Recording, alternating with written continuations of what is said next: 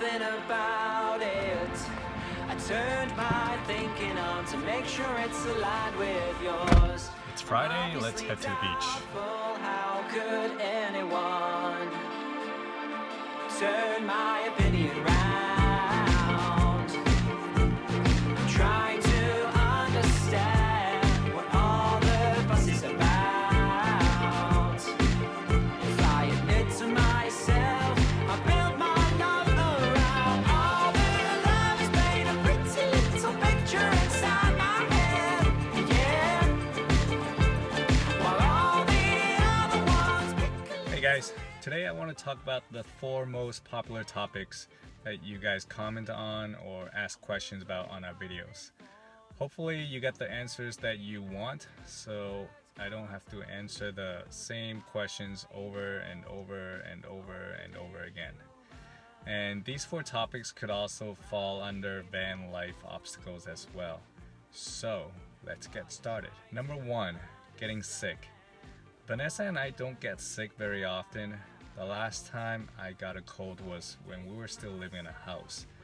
And ever since we moved into the element 15 months ago, I have not gotten a cold once. And Vanessa just got her first about 2 weeks ago, and that lasted about 4 days. As for stomach flu, I may have gotten a minor one about 5 months ago. That only lasted about a day. And I mean, we always park a car for the night where we would have easy access to a bathroom anyway, whether it will be my office, her school, or a 24/7 retail store. It can be a bit inconvenient, but it's something easy that we can deal with. So yeah, make sure you do your exercises, eat somewhat healthy, and listen to your mom when she says it's cold outside. Go put on a jacket.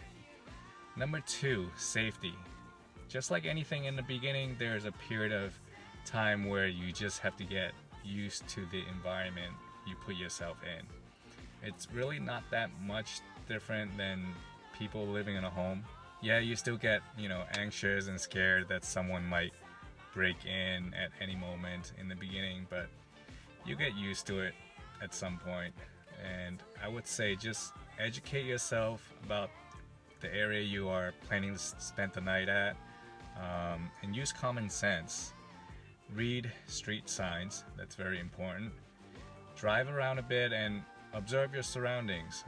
Think about when is it okay to park your car in a busy area where people are walking by constantly throughout the night, or when is it okay to park in a remote area. If you are out in the mountains or deserts, then cool. Most likely no one will bother you. But if you're in the city, go find a hospital, hotel, or casino parking lot, or a quiet residential area. Those are the best places. But that is if your car is stealthy enough. And make sure you don't leave anything visible inside the car.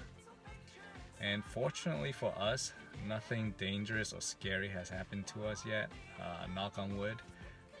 We do keep a mace in the car, so if anyone come knocking, it'll be ready to go.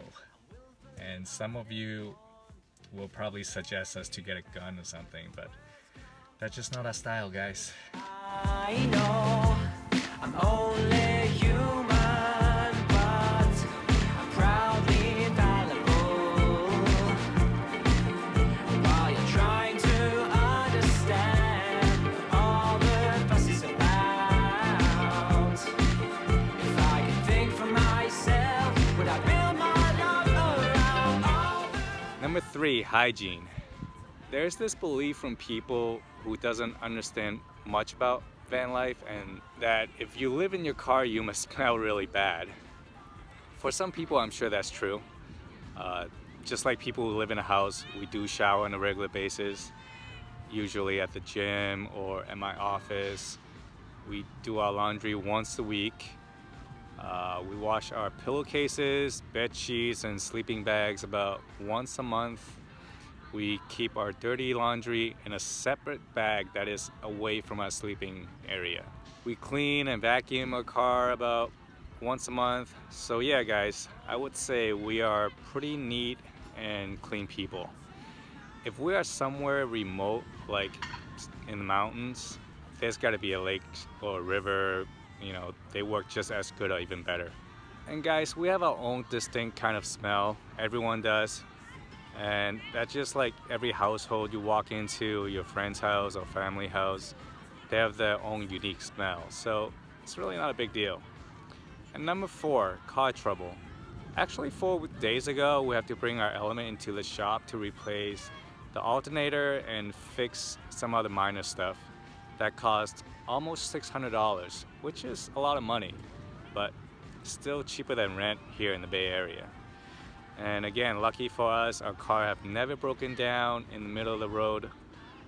Even if we do, we have AAA, and they can tow it anywhere within 200 miles for free. Just that alone, paying $120 for a year for a AAA membership, it's well worth it. And then there are times where we have to leave the car overnight at the garage.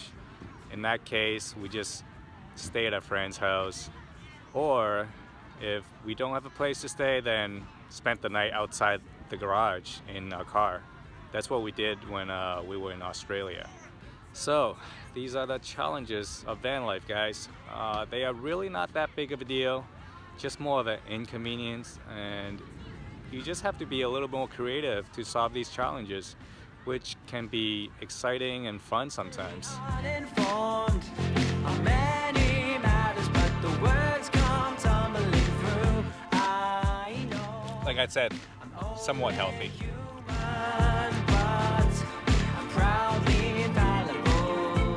And one more thing that I like to mention, which doesn't have anything to do with van life obstacle, well maybe, but more about being on YouTube, and that is dealing with racist comments.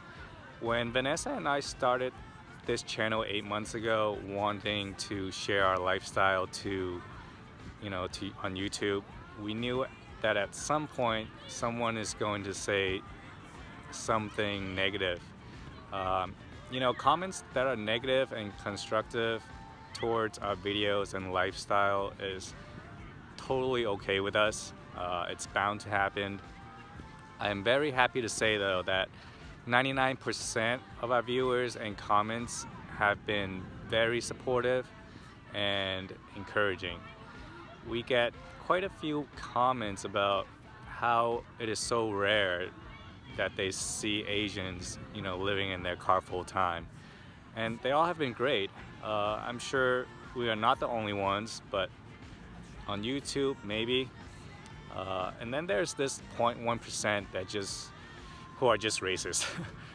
Even though we expected it will happen at some point, it was still shocking to read our first racist comment on one of our videos.